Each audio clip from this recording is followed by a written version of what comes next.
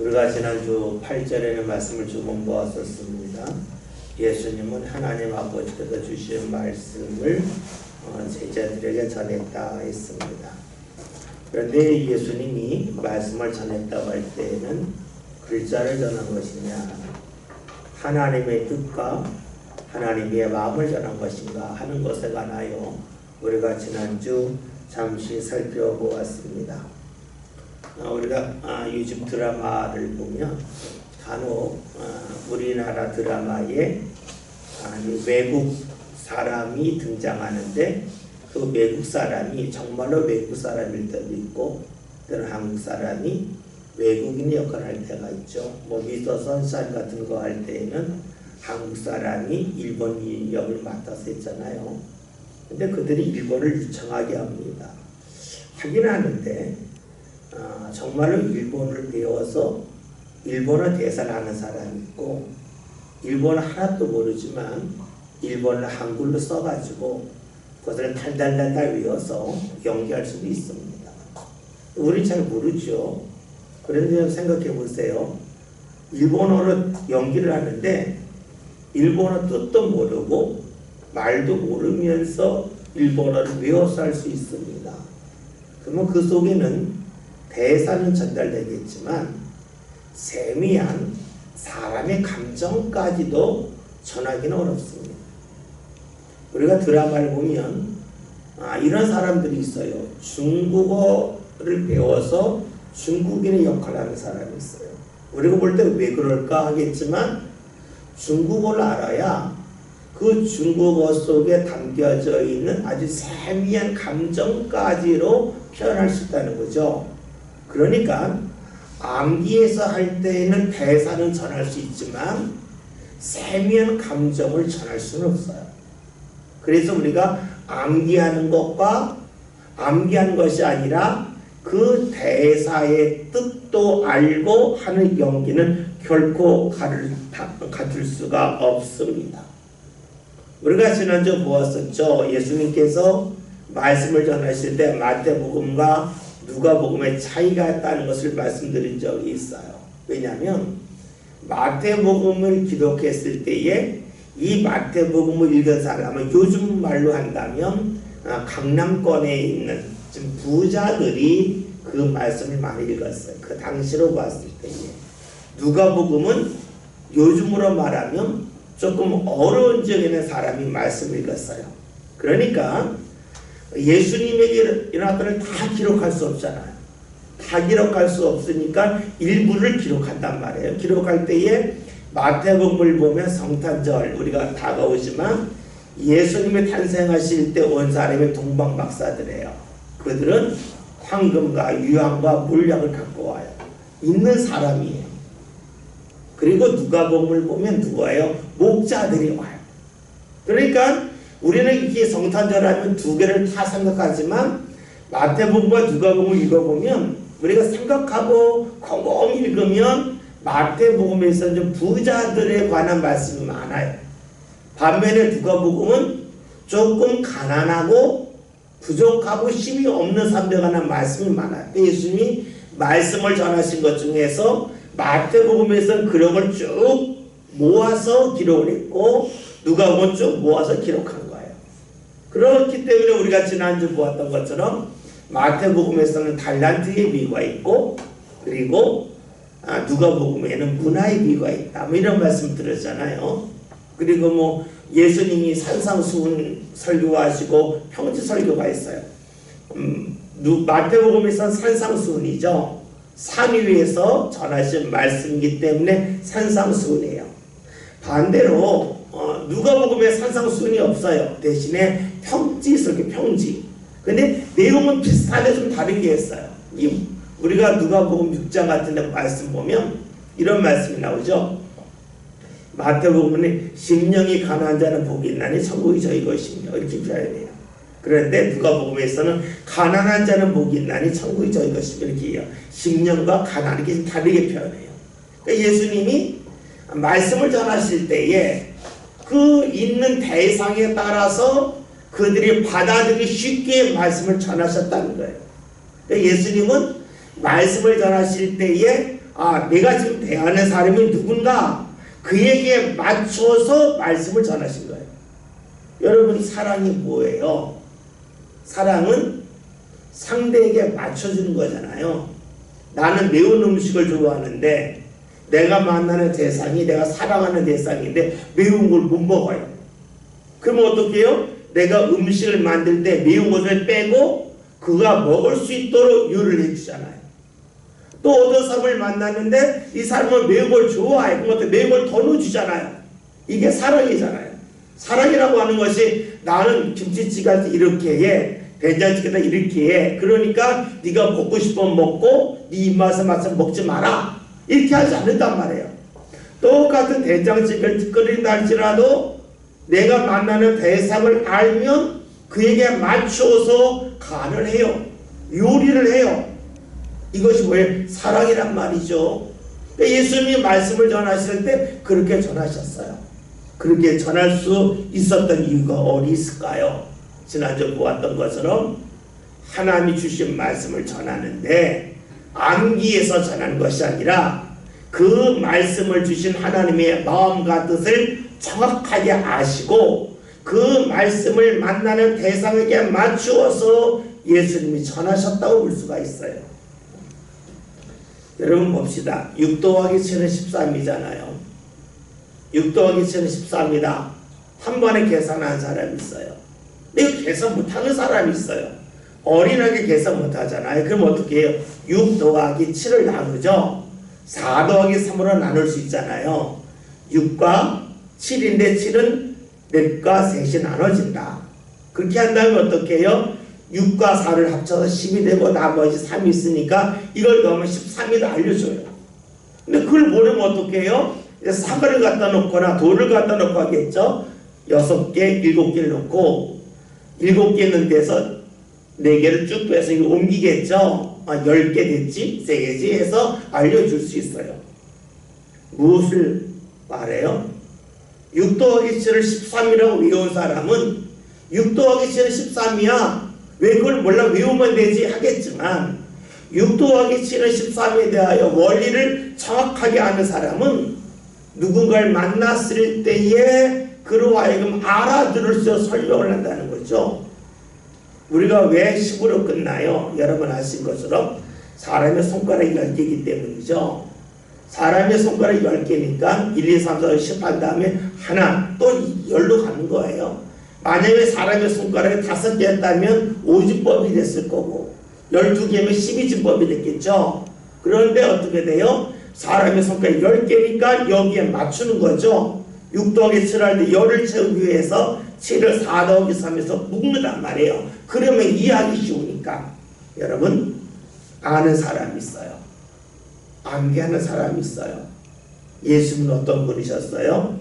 암기해서 하나님의 말씀을 전하신 분이 아니라는 거예요.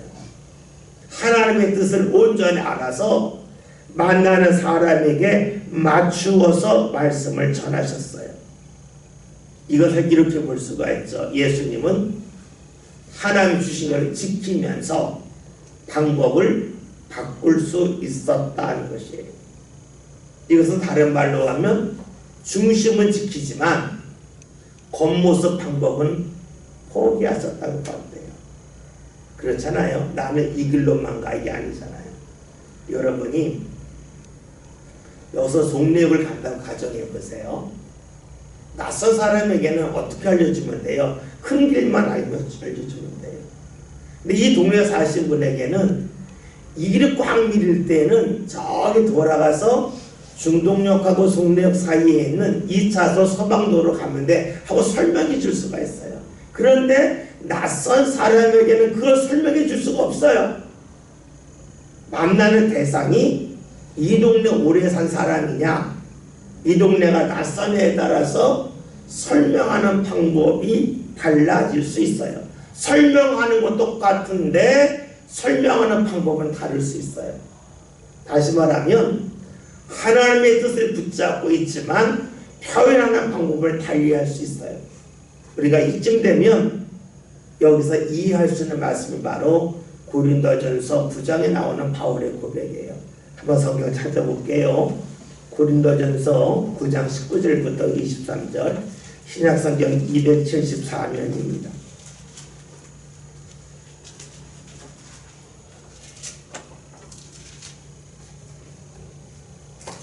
신약성경 274면 고린도전서 9장 19절부터 23절입니다. 한 절씩 교독합니다. 제가 19절에는 말씀 읽겠습니다. 내가 모든 사람에게서 자유로우나 스스로 모든 사람에게 종이 된 것은 더 많은 사람을 얻고자 함이라.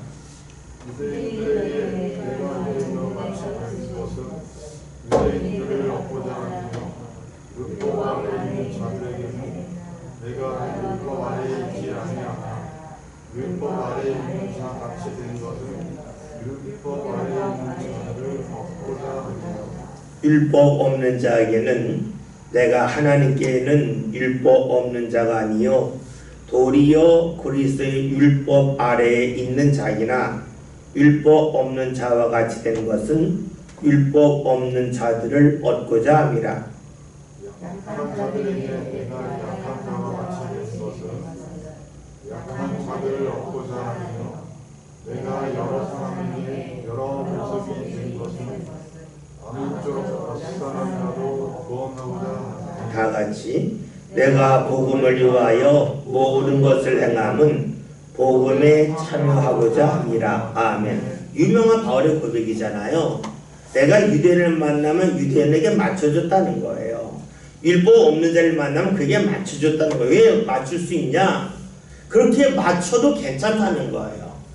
다시 말하면 6 더하기 7에 대하여 그냥 암산을 하는 사람이 있고 그걸 하지 못한 사람에게 풀어서 나눠서 또 때로는 돌이나 과일 갖다 놓고 설명해 줄 수 있는 능력이 있어야 그 계산을 완벽하게 아는 사람처럼 주님에 대하여 전할 때에도 한 가지 방법에 매달리지 않고 수많은 방법을 가지고도 얼마든지 표현할 수 있었다는 거예요.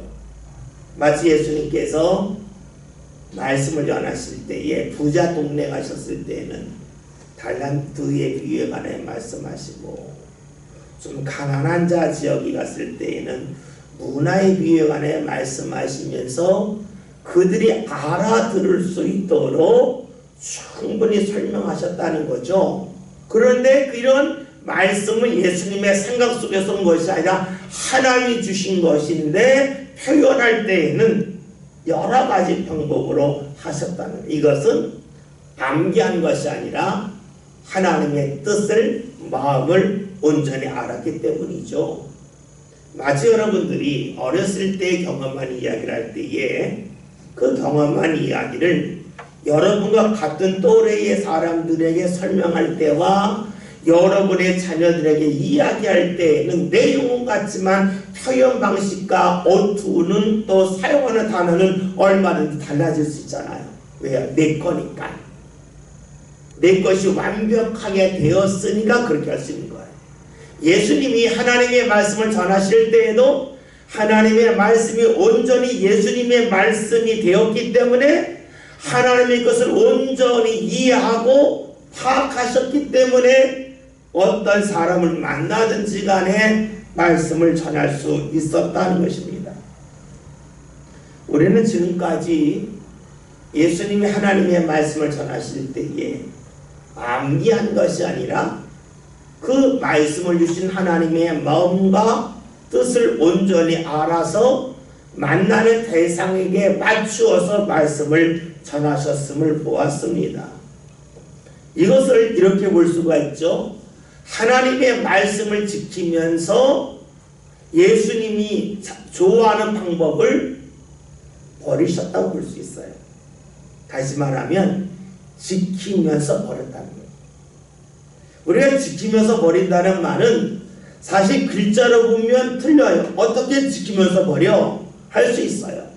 그런데 우리가 지키면서 버릴 수가 있죠. 뭐예요? 하나님의 말씀을 지키면서 내 방법을 버릴 수 있어요. 이것이 바로 신앙이에요. 신앙이 뭐예요? 하나님의 말씀을 지키면서 내 삶의 방법을 버리는 거예요. 이게 지키면서 버리는 거예요.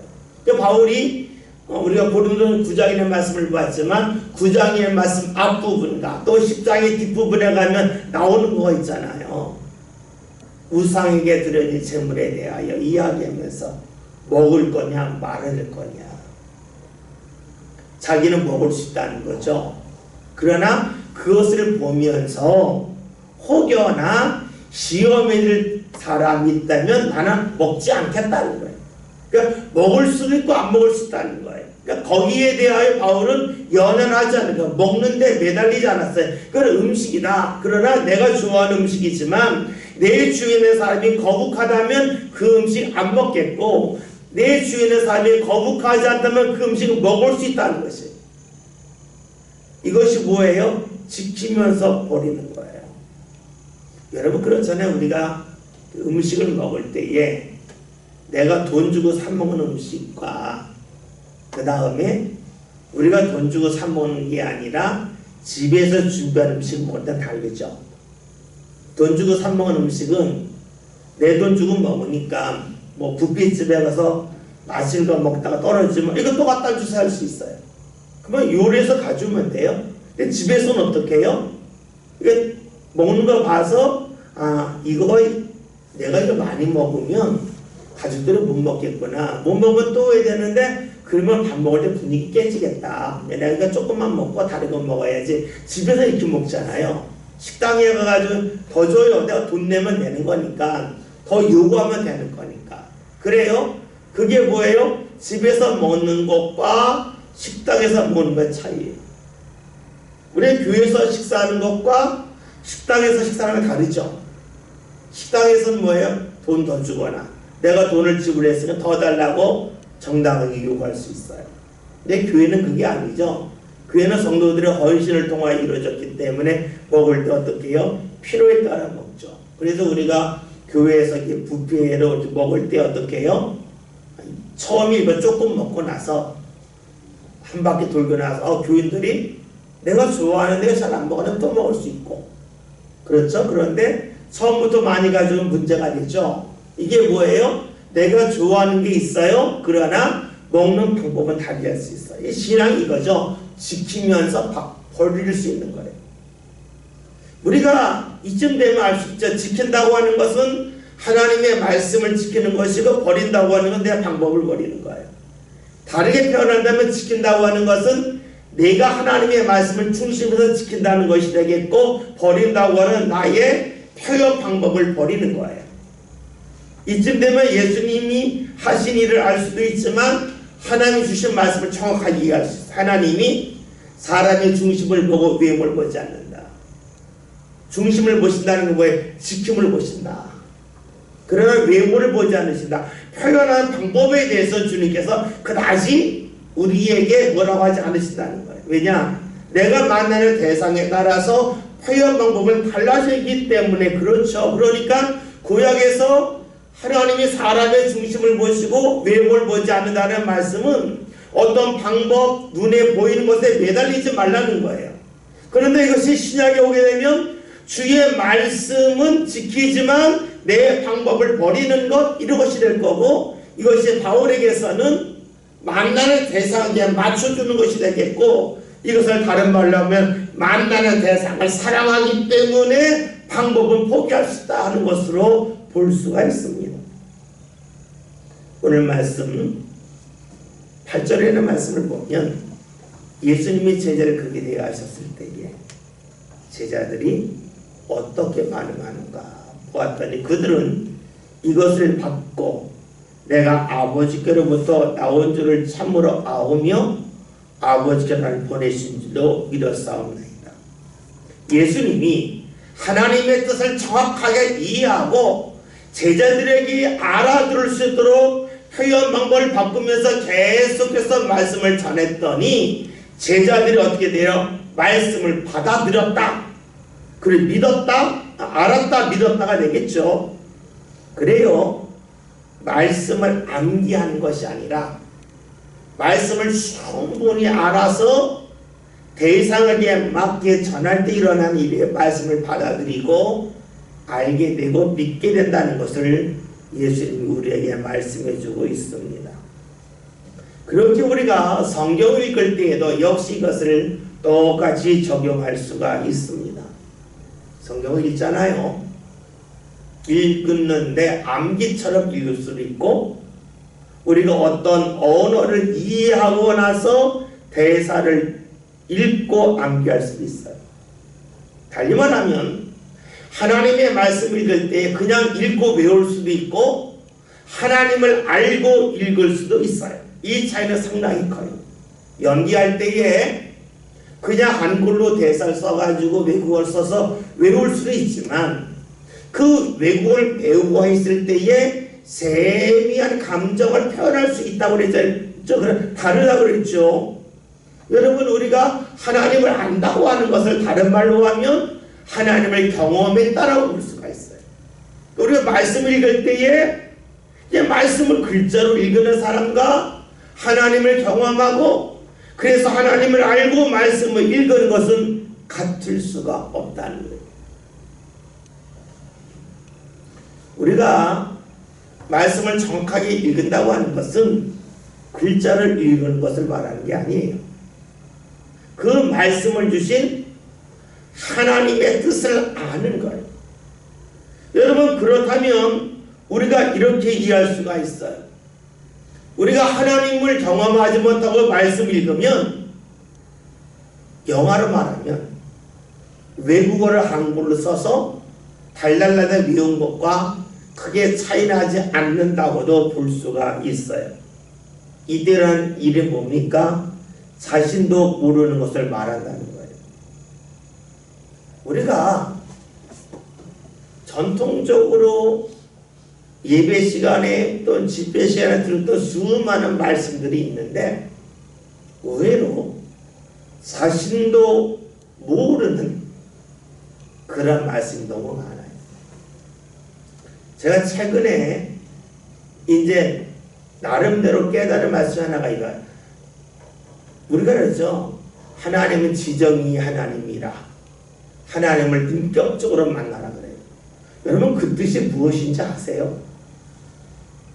저 어렸을 때부터 목회가 된 다음에 집회 갈 때마다 수많은 강사 목사님 전했던 말씀이 하나님은 지정의 하나님이시고 하나님을 인격적으로 만나라는 거였어요.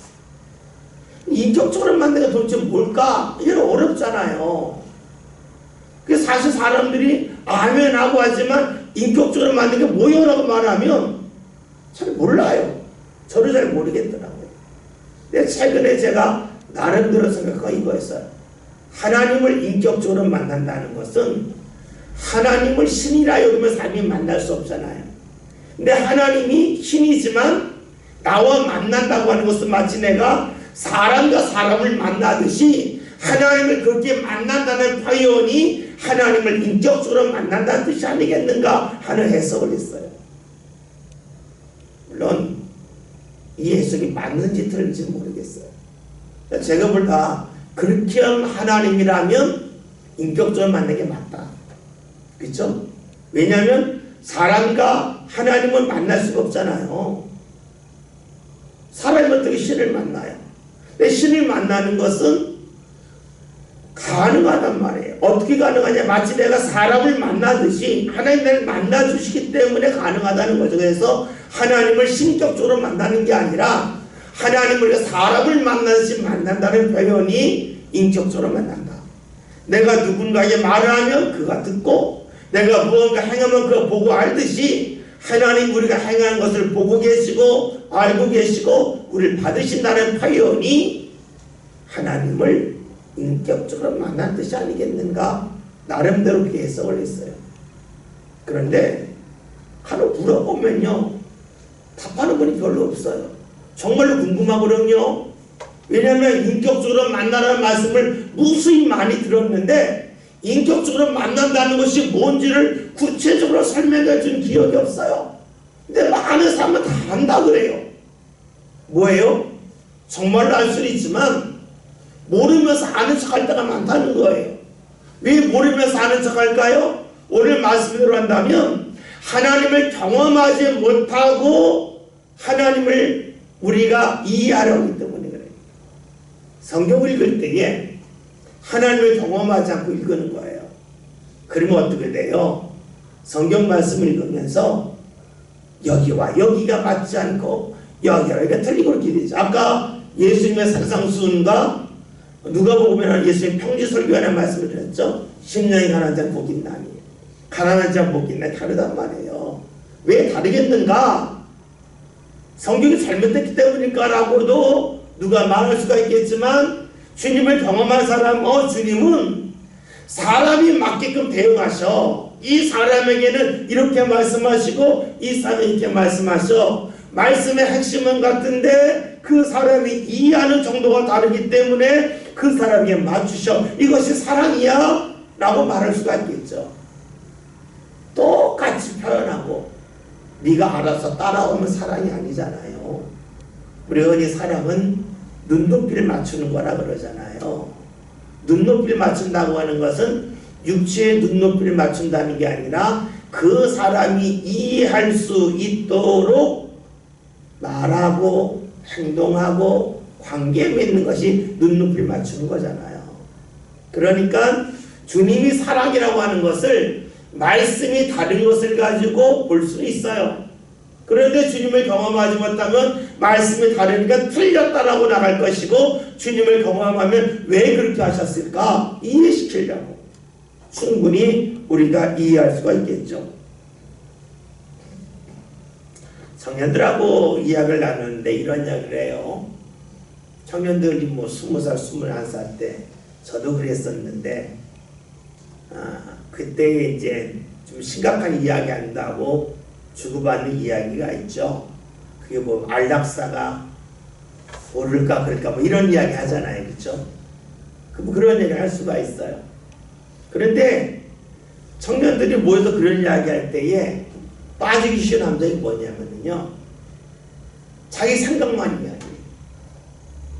안락사에 대하여 누가 글을 쓴 걸 대해서 충분히 읽고 그 다음에 생각하고 이야기하면 풍성해져요. 그런데 아무것도 읽지 않고 그냥 혼자 생각하고 말해요. 그렇게 말하면 100명이 말해도요 거기에는요 발전이 없어요. 100명이 100일 얘기가 똑같은 얘기만 나와요. 거기서 발전하려면 어떻게 돼요? 누가 안락사에 대해서 찬성하는 그런 강의나 글을 쭉 읽고 오고 또 어떤 사람은 반대하는 것 좀 읽고 오고 그러면서 토론을 하다 보면 그 중에서 이제 이 사람 께 맞고 이 사람 꼭 받아들이고 이런 게 생기잖아요. 무엇을 말할까요? 제가 안락사에 관한 얘기를 하려고 하는 게 아니에요. 무언가 이야기할 때에 준비하고 이야기하는 것과 준비하지 않고 이야기하는 건 달라요. 준비하지 않고 100명이 이야기한 것은요 1명이 이야기한 것과 크게 다르지 않아요. 준비하지 않은 사람 100명이 100일 동안 이야기한 것은 2명이 3일 동안 연구하고 이야기한 건 수준을 따라갈 수가 없어요. 왜 이런 말씀을 드릴까요? 우리가 타산지석이라는 말이 있어요. 다른 산에 있는 돌이라는 말이죠. 그런데 타산지석이라는 말 우리가 알고 있듯이 다른 사람에게서 뭔가 배울 게 있다는 말이잖아요. 근데 여러분 그 말이 누구한테 적용될까요? 내 거가 있는 사람에게는요 다른 사람의 것을 보고 배울 게 있어요. 근데 내 거가 없잖아요. 다른 사람의 것을 보고 배울 게 없어. 따라가고 흉내내도 배울 것이 없어진다는 데 있어요. 여러분 배운다고 하는 것은요 핵심을 내가 붙잡고 있을 때에 배울 게 생겨요. 좀 정확하게 말씀을 드렸는데 왜 이런 말씀을 드렸을까요? 우리가 말씀을 읽을 때에 하나님을 경험하고 말씀을 읽느냐 그렇지 않느냐를 설명하기 위함이었어요. 하나님 경험 없이 말씀을 많이 읽고 말씀에 대한 이야기를 하면 풍성할 것 같은데 그것은요 아무것도 공부하지 않고 무언가에 관해 100일 동안 토론하는 게 똑같아요. 매일 그 수준이에요. 말은 달라지고 화려할 수가 있겠지만 늘 그 수준이에요. 거기서 벗어나지 못해. 왜요? 하나님의 말씀은 암기가 아니기 때문에 그래요. 예수님이 전하신 말씀은 암기가 아니에요. 하나님의 뜻을 온전히 이해하면서 만나는 대상에게 지킬 걸 지키면서 버리신 거예요. 주의 뜻을 붙잡지만 방법은 버린 거예요. 지키면서 버린 게 예수님이에요. 그게 바울이에요. 그것이 사랑이에요. 그렇다면 우리가 말씀을 읽는 것도 똑같아요. 말씀을 읽을 때에도 우리가 하나님을 경험하고 말씀을 읽는 것과 하나님을 경험하지 않고 말씀을 읽으면 아주 다를 수밖에 없어요. 말씀을 100번 읽을 수 있어요. 그런데 하나님의 경험 없이 말씀을 읽으면 매일 그 말씀이 그 말씀이에요. 어느 정도 수준까지 올라가면 더 이상 절대로 안 올라가요. 그러나 말씀을 읽을 때 하나님을 경험하고 읽으면 말씀의 수준이 달라져요. 왜요? 성경은 암기하라고 준 게 아니기 때문입니다. 예수님 말씀을 그렇게 전하지 아니하셨어요. 우리가 과학적으로 볼 때에 기초가 중요하다 그러죠.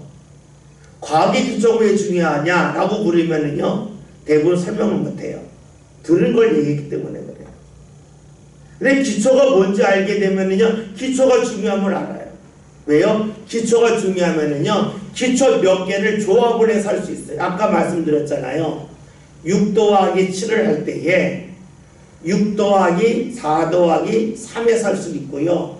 그게 어려우면요, 6 더하기 7을요, 5 더하기 1 더하기 5 더하기 2에서 5와 5를 합쳐 10을 만들고 1과 1을 합쳐 3을 만들 수도 있어요. 여러분, 6 더하기 4를 아는 사람도 있지만 어린아이들은 6을 잘 하기 어려울 수 있어요. 손가락 하나를 넘어서니까. 그러니 어린아이들은 5를 끊는 게 낫죠. 6 더하기 7을 5 더하기 1, 5 더하기 2에서 5와 5를 합치고 1 더하기 1을 할 수 있죠. 이게 뭐예요? 만나는 대상에 따라서 적용할 수 있어요. 이거 뭐예요? 6이라고 하는 수는 5 더하기 1도 되고 4 더하기 2도 되고 그걸 다 알면 맞출 수 있는 거예요. 근데 6에 대해서 6은 6이야? 뭐 기초가 없다는 거죠. 6에 대해서 이것은 10 빼기 4가 될 수도 있고 5 더하기 1이 될 수도 있고 그걸 아는 것이 기초잖아요. 이걸 알면 어떻게 돼요? 적용할 게 많아지는 거죠. 과학의 기초가 중요하다고 하는 것은 어떤 물질을 안다는 것도 들겠지만 이 물질이 어떻게 쪼개질 수가 있고 이 물질이 어떻게 합쳐질 수 있는 걸 아는 게 기초예요. 그 기초를 알면 몇 개를 합치면 조합을 해가지고 새로운 걸 만들 수가 있어요. 이게 기초잖아요. 마찬가지예요. 하나님의 말씀에도 기초가 있어요. 그게 바로 하나님을 경험하네요. 우리가 말씀을 읽을 때에 기초, 하나님을 경험함에 대한 기초가 단단할 때에 우리는 그 말씀 속에서 수많은 것을 끄집어낼 수 있어요. 마치 6이라고 할 수 있지만 앞에서 언급했던 것처럼 5 더하기 1도 될 수가 있고 10 빼기 4가 될 수도 있어요. 상황에 따라서 다르게 적용할 수가 있어요. 그것이 바로 기초예요. 그런데 하나님의 말씀도 그래요. 하나님을 경험했을 때 일어나는 일은 말씀을 가지고 적용하는 범위가 엄청나게 늘어나요. 그러면서 내 거가 돼요. 그래서 우리가 말씀을 공부한다고 할 때에 암기식으로 마치 배우가 외국 사람 역할을 할 때에 한글로 써가지고 달달달 암기해서 연기하듯이 우리가 성경을 본다면 우리가 어느 정도 수준까지 올라오겠지만 멈추겠죠. 그러면 우리는 물어야 되죠. 하나님의 말씀을 내가 알려면 하나님을 경험해야 된다 그랬잖아요. 그러면 어떻게 하나님을 경험할 것인가에 대해서 우리가 물어야 돼요. 우리가 하나님을 경험한다 그럴 때에는 우리가 뭐 기도와 찬양이 있어요. 하나님과 1대1의 관계에서 나오는 경험이 있어요. 또 하나 뭐예요? 하나님의 말씀을 가지고 행함을 통하여 일어나는 경험이에요. 그것이 바로 헌신과 순종이에요. 우리가 하나님을 경험한다고 그럴 때요, 정적으로 경험하는 게 있어요. 그게 뭐예요? 기도하고 찬양하는 거예요. 하나님과 1대1의 관계 속에서 내가 경험하는 하나님이 있어요. 또 하나 뭐예요? 말씀을 듣고 살아가는 거예요. 살면서 경험하는 거예요. 그것이 바로 순종이고 헌신이에요. 이런 것들이 우리 삶 가운데 있을 때 비로소 우리는 하나님을 경험할 수가 있고, 하나님을 경험할 때 비로소 하나님의 말씀에 대한 이해가 달라져요. 말씀을 붙잡을 수가 있어요. 말씀을 적용할 수가 있겠죠. 예수님이 그리하셨다는 거예요. 내게 주신 말씀을 그들에게 주었다고 하는 것은 이런 과정이 충분히 있은 후에 이것이 적용되는 가운데 말씀을 전했다고 보는 게 좋을 거예요. 지금 우리는 마치 이 옷을 볼 때에 옷을 입었다 하는 것은 이 옷은 어떤 옷감이 들어갔고 이 옷감은 어떤 과정을 통해서 옷감을 생산했다, 이런 식으로 말씀을 본 거예요. 왜 그것이 중요하냐면 우리는 완성되는 말씀만 볼 것이 아니라 이 말씀이 어떻게 완성되었을까, 내게 왔을까, 그 과정을 알아야만 말씀의 자리에 이를 수 있기 때문에 그래요. 9절에는 말씀 함께 봅니다. 내가 그들을 위하여 기억하니 내가 비옵는 곳에서 세상을 향하여 내게 주신 것을 영위하노라. 그들은 아버지의 것이옵시라. 아멘. 오늘 말씀을 보면 예수님이 이제 말씀을 받아서 전했잖아요. 그랬더니 그들이 말씀을 받아들이고 예수님을 알고 예수님을 믿었어요. 그들 위하여 기도하신다라고 말씀하시면서 세상을 위해서가 아니라 이를 위하여 기도하신다 그랬어요. 우리 이 말씀을 보면서 그냥 쉽게 받아들일 수도 있지만 또 질문할 수도 있으면 세상이 뭘까 하는 거예요. 세상이 뭘까요? 여러분, 우리가 성경에 나온 세상은 다 다를 수 있어요. 이제 문맥에 따라서 다르다는 거죠. 그래서 세상과 예수님에게 주신 자를 나눴어요. 그러면 세상이라고 하는 것은 예수님에게 오지 않는 자를 말하겠죠. 그렇죠? 예수님에게 주신 자를 제외하는 게 다 세상이에요. 그렇다면 여기서는 주님을 믿지 않는 사람들을 말하는 거예요. 그러니까 우리가 세상은 악하다 그럴 때에 세상이 악하면 어디부터 세상이야? 공간이야? 교회 밖에 나가면 다 악해? 이렇게 볼 수 있단 말이에요. 너무 어려워요.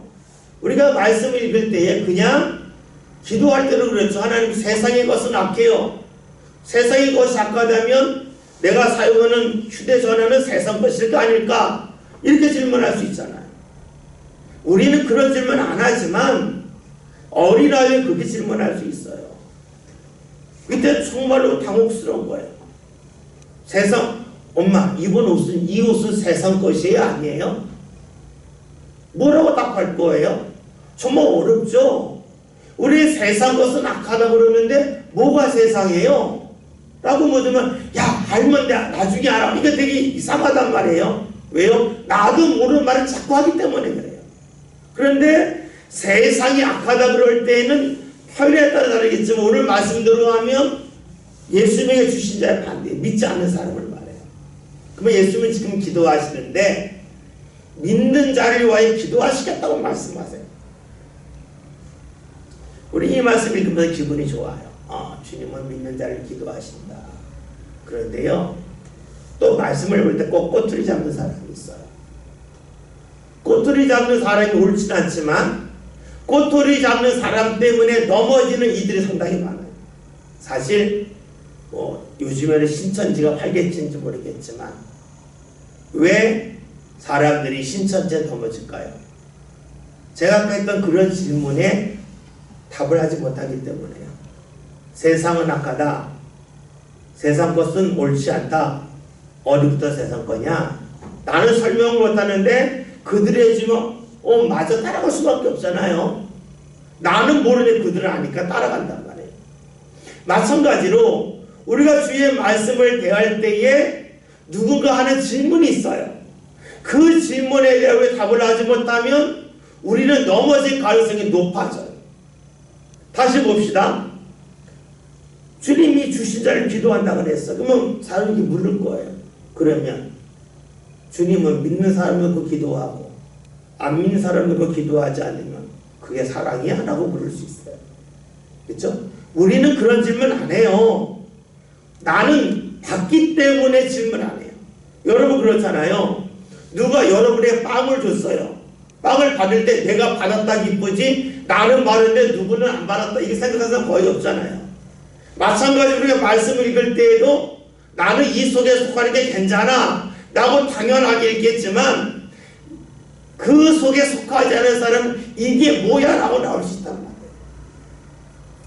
다시 보세요. 예수님이 기도하시는데 세상을 위해 기도하지 아니하시고 믿는 사람을 놓고 기도하신다. 질문할 수 있어요. 이게 사랑이야? 세상을 사랑하셨다며. 근데 왜 세상을 기도하지 않으셔? 라고 반문할 수 있다는 거예요. 정말 어렵죠. 우리가 이런 질문은 사실은 본질을 모를 때는 답하기 어려워. 본질을 알면 상당히 쉬운 거죠. 봅시다. 공부를 하는데 공부를 하잖아요. 공부하는데 공부를 안 하는 애가 있고 공부를 하는 애가 있어요. 공부를 하지 않는 애도 가르치고 하는 애도 가르쳐요. 근데 안 하는 애들에게는요 매일 같은 걸 가르쳐야 돼요. 그죠? 이거를 넘어서야 하니까. 그렇잖아요. 덧셈을 가르치는데 덧셈을 공부를 안 해요. 오늘도 덧셈, 내일도 덧셈, 한 달에도 덧셈이에요. 그러면 선생님이 그 학생 가르치긴 가르치지만 글을 놓고 준비할 게 없어요. 근데 어떤 학생은 덧셈을 하는데 열심히 배워서 곱셈도 하고 그 다음에 더 어려운 방정식을 계속 보면 성적 쑥쑥 올라가요. 그러면 선생님이 똑같이 가르치는데 덧셈을 계속해서 못 배운 넘지 못하는 애들은 매일 그냥 하면 되는 거예요. 그렇죠? 근데 계속 성적이 올라가요. 그럼 어떻게 해요? 얘를 위해서 준비할 게 늘 있어요. 공부하지 않는 애한테는 매일 같은 것을 가르치니까 준비할 게 없어요.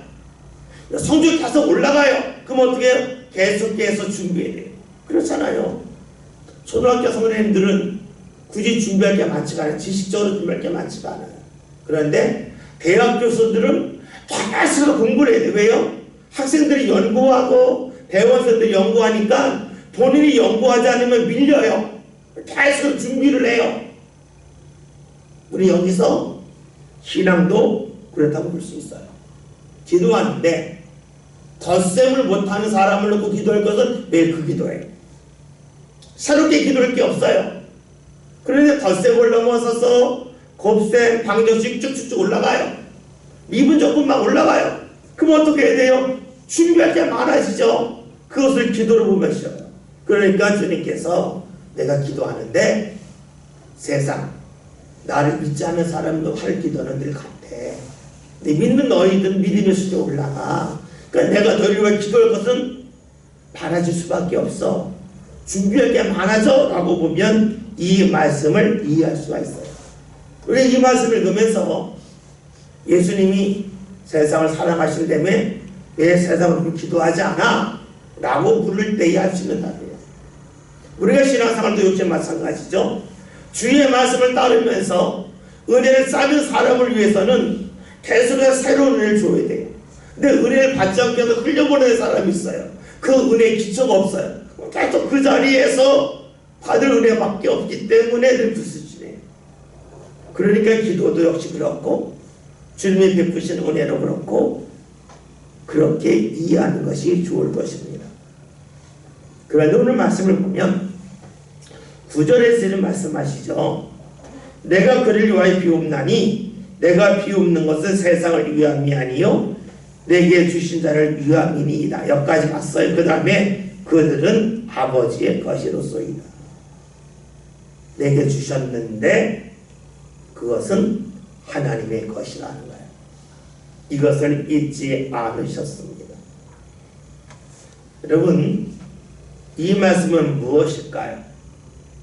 예수님에게 보내신 자는 예수님에게 있지만 하나님의 것이라는 거예요. 그러니까 예수님이 올 때의 제자는 내 것이 아니에요. 물고는 내 것, 맡기신 것이에요. 내 사람이 아니라 맡기신 사람이 돼요. 근데 예수님은 맡기셨음을 잊지 않았어요. 그러기에 최선을 다하셨어요. 맡기셨다고 하는 건 다른 말로 하면 찾아가신다는 거예요. 우리는 이런 말씀을 읽으면서 또 이렇게 질문했어요. 찾아갈 거 뭐라 맡기시나? 이렇게 질문할 수도 있어요. 그런데요, 하나님께 맡기셨을까요? 그것은요, 맡김을 통하여 얻는 기쁨이 있기 때문에 그래요.